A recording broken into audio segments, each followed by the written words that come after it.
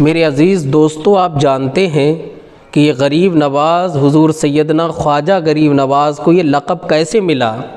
اس کے پیچھے ایک واقعہ ہے، ایک تاریخ ہے کہ جب حضور سیدنا غریب نواز معین الدین چشتی حسن سنجری رضی اللہ تعالیٰ عنہ کی عمر مبارک 10 برس کی تھی تو عید کا دن آیا۔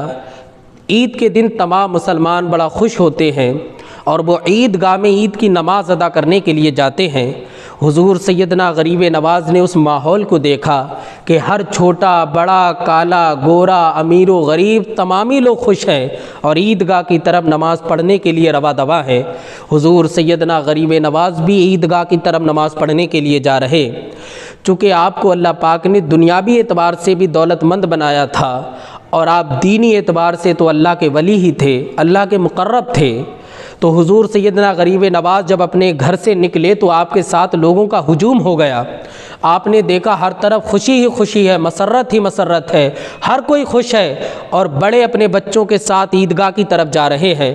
آپ چلتے چلے جا رہے ہیں، آپ نے دیکھا کہ سڑک کے کنارے ایک بہت ہی غریب بچہ کھڑا ہوا ہے جس کا لباس پھٹا ہے، ایسا لگ رہا ہے کہ اس نے کھانا بھی نہیں کھایا ہے اور اس کے چہرے سے غم کے آثار دکھائی پڑ رہے ہیں۔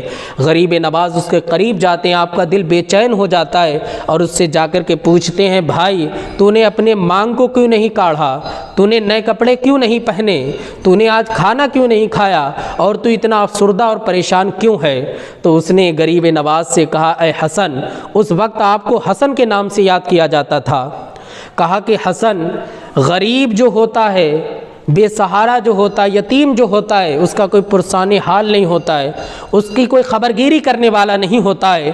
جب آج تم نے پوچھا ہے تو سنو، بال ان کے کٹتے ہیں کہ جن کی بہنیں ہوا کرتی ہیں، اچھے لباس وہ پہنتے ہیں کہ جن کی ماں زندہ ہوتی ہے، اور کہا کہ کھانا انہیں ملتا ہے کہ جن کی بہنیں ہوتی ہیں، نہ تو میری ماں ہے، نہ میرا بھائی ہے، نہ میری بہن ہے، میں یتیم بے سہارا مفلس ہوں۔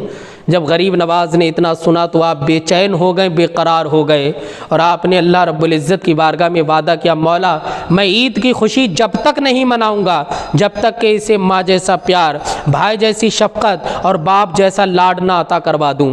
غریب نواز نے اسے اپنے ساتھ لیا اور اپنے گھر لے کر کے آ گئے، اپنی والدہ کو سلام کیا۔ والدہ نے کہا کہ بیٹے حسن کیا نماز پڑھائے ہو عید کی؟ تو آپ نے فرمایا، والدہ میں کیسے جاتا، یہ غریب بے سہارا راستے میں رو رہا تھا کھڑا ہوا، میرا دل بے چین اور بے قرار ہو گیا۔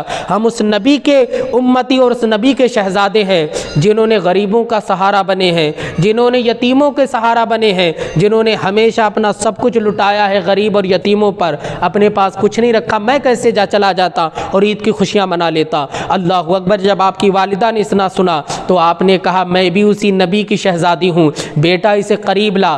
اب جو بے سہارا تھا اب ماں جیسا اسے پیار بھی مل رہا ہے، بھائی جیسی محبتیں بھی مل رہی ہیں اور اسے نئے کپڑے پہنائے، مانگ کو کاڑا گیا۔ جب غریب نواز نے اسے ہنستے ہوئے دیکھا تو آپ کو قرار آیا اور آپ نے کہا، اے میرے بھائی اب تو میرے ساتھ چل عیدگاہ کے نماز کے لیے، تو بھی خوشی منا اور ہم بھی خوشی منائے۔ یہ راستے سے جا رہے تھے، اللہ رب العزت کو حضرت غریب نواز پر ایسی رحمت و انوار کی بارش فرمائی کہ ہاتف غیبی سے آواز آتی ہے کہ اے حسن، تیرے باپ نے تیرا نام حسن رکھا ہے، آپ کے والد ذی وقار کا نام غیاث الدین رضی اللہ تعالیٰ عنہ ہے، تو حسن ہے، یقیناً تو خوبصورت ہے، حسن کے معنی آتے خوبصورت، تیرے باپ نے تیرا نام جو رکھا ہے تو حسن ہے، لیکن آج غریب اور یتیم کا سہارا بننے کے عوض اللہ پاک تجھے غریب نواز کا لقب عطا فرماتا ہے، تو غریب نواز ہے۔ اور آپ دیکھ لیں اللہ پاک نے ایسا نوازا ہے غریب نواز کو کہ نہ جانے کتنی کھالیاں جھولی جاتی ہیں۔